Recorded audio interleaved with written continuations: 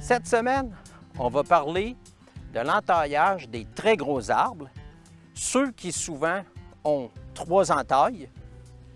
Et je vais vous expliquer pourquoi nous, chez nous, on ne sera pas capable d'en mettre 3. Quand on a fait notre séance de prise de mesure pour déterminer la croissance des érables, on en avait sélectionné des très gros aussi. Et là, je voulais profiter d'un exemple d'un érable qui est encore en santé, vraiment, une belle santé, et qui pourtant a une croissance plutôt faible. Les érables qui sont très gros, comme ils ont une immense surface de bois à produire, il arrive souvent que la grosseur des anneaux de croissance ne soit pas très gros.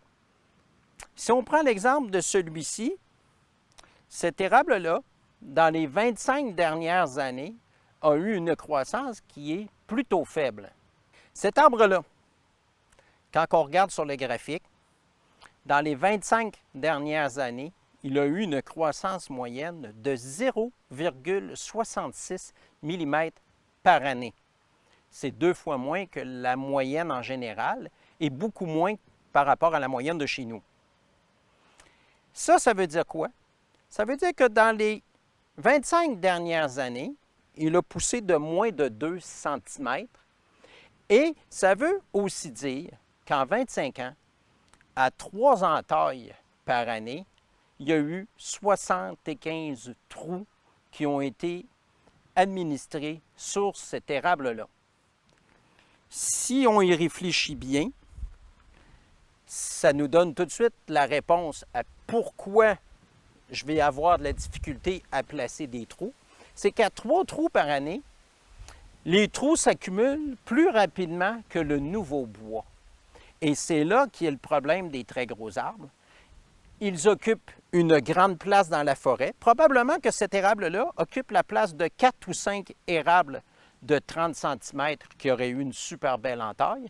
Mais je ne peux pas mettre 4 ou 5 trous dessus. Il n'y a pas la capacité en accumulation de bois. Des érables comme ça, quand on les coupe, vous l'avez déjà vu, à l'intérieur, il y a énormément de bois mort et très peu de place pour mettre des entailles dans du bois vivant. Si on se rapporte à notre modèle d'entaillage à 3 niveaux, avec ce taux de croissance-là de 0,66 mm par année, avant qu'on accumule 5 cm de nouveau bois, qui correspond à nos profondeurs d'entaille chez nous, ça va prendre 75 ans. En 75 ans, il faudrait que je vienne placer 225 trous. C'est impossible mathématiquement. Puis ça, c'est si je réussis à mettre 3 hauteurs de chalumeau selon notre modèle d'entaillage à 3 niveaux.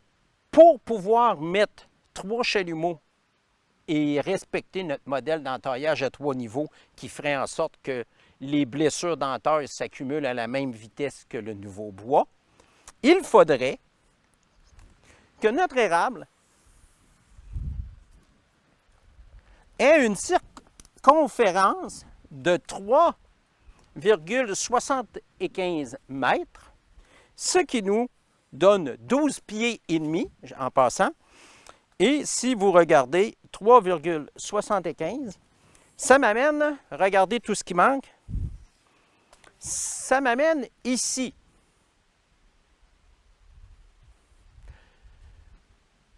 Donc, mon érable est encore beaucoup trop petit pour accueillir 3 entailles par année. Si je récapitule, un géant qui a l'air en parfaite santé, un arbre sur lequel on n'est pas du tout gêné d'appliquer 3 entailles parce qu'il est beau puis on pense que ça va bien, bien imaginez-vous que 3 entailles sur un arbre de même, c'est pire qu'une sur un érable de 20 cm. Tout ça parce que la croissance de cet érable-là est faible. Nous, on ne fera même pas le calcul pour savoir est-ce que cet érable-là a la capacité de supporter 2 entailles, parce qu'il n'y a aucun érable chez nous qui va avoir 2 entailles. Pourquoi? Parce que les études qui ont été menées sur le nombre d'entailles et la production s'entendent pour dire que si je mets 2 entailles sur un érable, je ne double pas sa production. Ah, je perce 2 fois, je fais une blessure 2 fois pour ne pas récolter 2 fois plus. Nous autres, on va plutôt travailler à se maintenir un vacuum extrêmement parfait. Et ça va être d'autant plus facile qu'on va réduire le nombre d'entailles de façon significative en enlevant les doubles et les triples entailles. Je vous remercie d'écouter les capsules. Nous, on trouve ça extrêmement motivant de venir appliquer des recommandations qu'on a déjà faites, puis de pouvoir suivre le résultat dans le temps.